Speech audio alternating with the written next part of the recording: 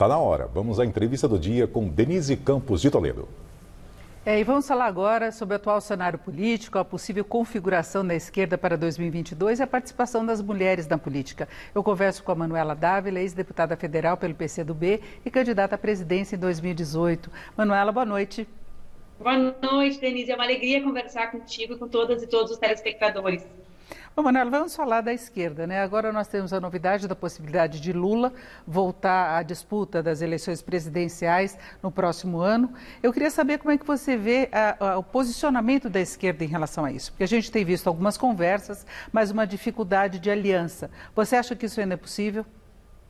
Eu acho que isso é mais do que possível, Denise. Isso é necessário, né? Os nossos partidos, os partidos preocupados com o enfrentamento que o Brasil precisará fazer da sua crise econômica agravadíssima pela pandemia, existe de nós a necessidade da construção e da reconstrução de espaços de diálogo, né? Então, para mim, esse é um objetivo a ser percorrido. E, evidentemente, ganha mais força e viabilidade a partir da devolução absolutamente justa dos direitos políticos do ex-presidente Lula.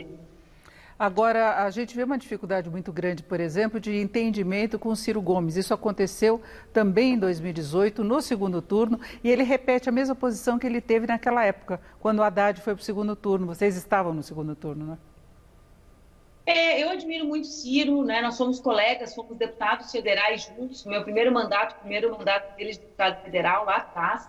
E eu tenho a convicção de que o tempo, né, que nos separa do processo eleitoral fará com que nós estejamos juntos, né? Ou todos no primeiro turno ou ainda no segundo turno.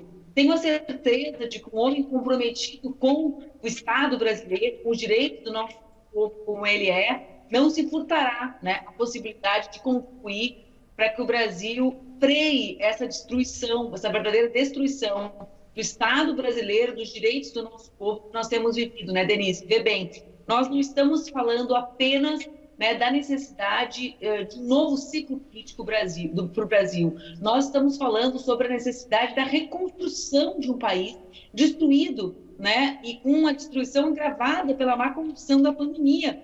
Nós temos mais de 392 mil mortos marcados ontem. Nós temos milhares de pessoas desempregadas, outras tantas vulneráveis, as mulheres como vítimas preferenciais desse desemprego e do desamparo do Estado. Então, é a partir dessas necessidades que nós precisamos refletir e tomar as nossas decisões. E sei que todos aqueles que têm compromisso com o país, como me parece ser o caso, né, do que conheço e admiro de Ciro Gomes, estarão juntos em algum momento de eleição de 22.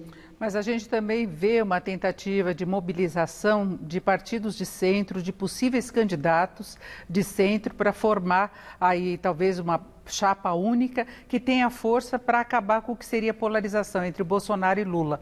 Você vê essa condição de uma terceira via?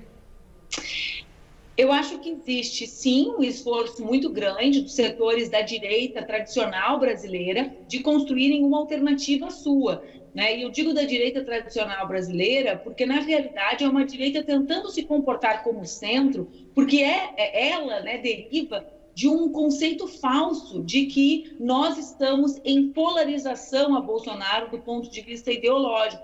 Nós que defendemos o desenvolvimento do país, que defendemos a ciência e a democracia, não estamos no lado oposto do Bolsonaro dentro do espectro ideológico, estamos a partir das causas que nos movem. Então, eu vejo que a direita que apoiou Bolsonaro, que tem muita coincidência com ele do ponto de vista do programa econômico, tenta se apartar e construir uma nova via, né, que tentam chamar de centro, mas que nada mais é do que um esforço para voltar ao governo. Então, acho que é difícil a construção desse espaço, é o que nos mostram as pesquisas de opinião, né, que há pouco espaço. Claro que tudo pode mudar, né, Denise? A realidade política é muito dinâmica, mas eu percebo que há pouco espaço para a construção de uma alternativa de direita no Brasil, mesmo que camuflada por centro, né?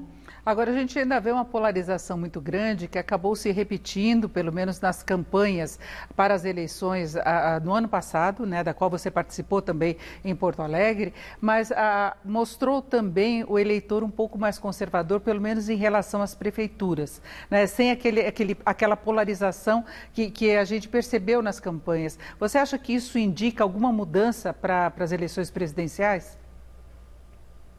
Denise, vê bem, eu fui uma voz um pouco dissonante sobre a interpretação do resultado eleitoral de 20, porque se é verdade que Bolsonaro perdeu as eleições, ele foi absolutamente defenestrado dos palanques políticos de seus aliados, também é verdade que o bolsonarismo, ou o conjunto de ideias que legitimaram a extrema-direita no Brasil, não saiu absolutamente enfraquecido. Então, por exemplo, aqui em Porto Alegre, nós fomos votados no segundo turno, a nossa candidatura, né, pelo PMDB, mas não era um PMDB do centro político, era um PMDB que mentia, por exemplo, que eu ia liberar comer carne de cachorro, né, baseado nas fake news, na distribuição de mentiras, né, baseado na violência de gênero, na misoginia. Então, era uma agenda política cooptada pelo negacionismo, pela misoginia, pelas fake news, pelo padrão bolsonarista do fazer política. Então, de um lado, eu vejo que há um avanço na consciência da população com relação a essas práticas,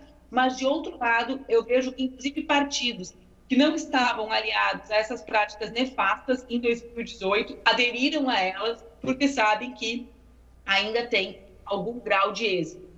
Agora, Manuela, você coloca essa situação também, a condição da participação da mulher na política, porque a gente percebe que há uma oposição diferente, que tem uma manifestação diferente pelas redes sociais. Você foi muito alvo de fake news, não apenas nessa última eleição, mas também na anterior. Como é que você acha que isso pode mudar? Porque a gente não vê diferença ainda, não é?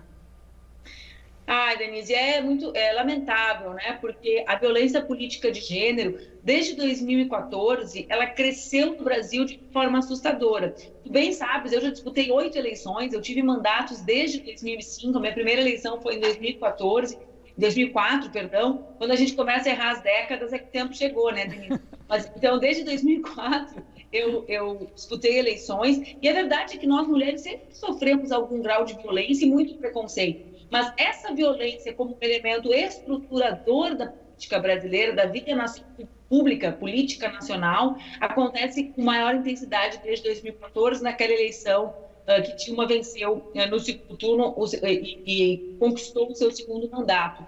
Eu acho, Denise, que o primeiro passo é nós falarmos sobre isso, né? Nós falarmos sobre a violência política. Eu, quando acabou a eleição de 20, escrevi um livro com outras 14 mulheres, com a Marina, com a Dilma, apenas sobre violência política de gênero. Além disso, Denise, eu acho que é importante que nós, que queremos devolver, digamos, um projeto para o Brasil, nós temos o compromisso de não calar sobre as pautas das mulheres, dos negros e das negras e dos LGBTs. Por que eu falo sobre isso? Porque nós somos os alvos prioritários do ódio. Então, por vezes, para fugir da agenda, né, e das mentiras da extrema-direita, há um certo calar. Bom, não vamos falar sobre isso, vamos botar panos quentes para nós não darmos vazão às fake news, às mentiras.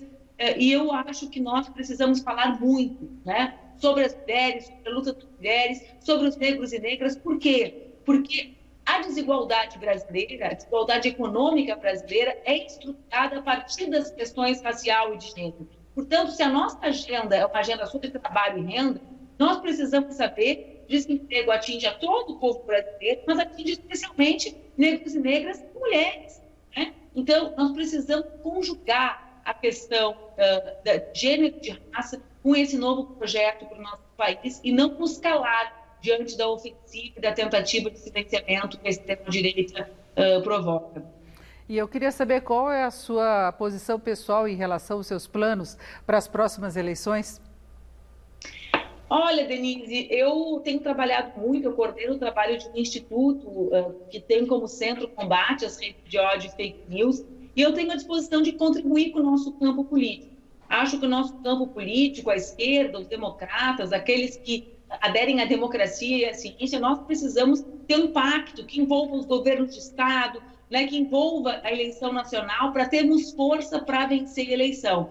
E a minha disposição é a disposição que eu já demonstrei em 2018 de ajudar a construir essa unidade, né, e a vitória que nós precisamos garantir. Mais alguma candidatura direta? Eu ainda não refleti sobre isso, Denise, né? Ainda não tomei nenhuma decisão. Existem aqueles que acham que o meu nome é o melhor nome do nosso campo político para disputar o governo do Estado do Rio Grande do Sul, no esforço de construção desse quebra-cabeça nacional. Existe a necessidade do meu partido de enfrentar a cláusula de barreira, né? Então, eu estou refletindo ainda sobre qual será o papel que eu vou cumprir no ano que vem. É isso. Conversei com Manuela Dávila, que é ex-deputada federal pelo PCdoB e ex-candidata à presidência. Manuela, muito obrigada. Uma boa noite. Boa noite, Denise. Uma alegria conversar contigo, com todas e todos. Com vocês.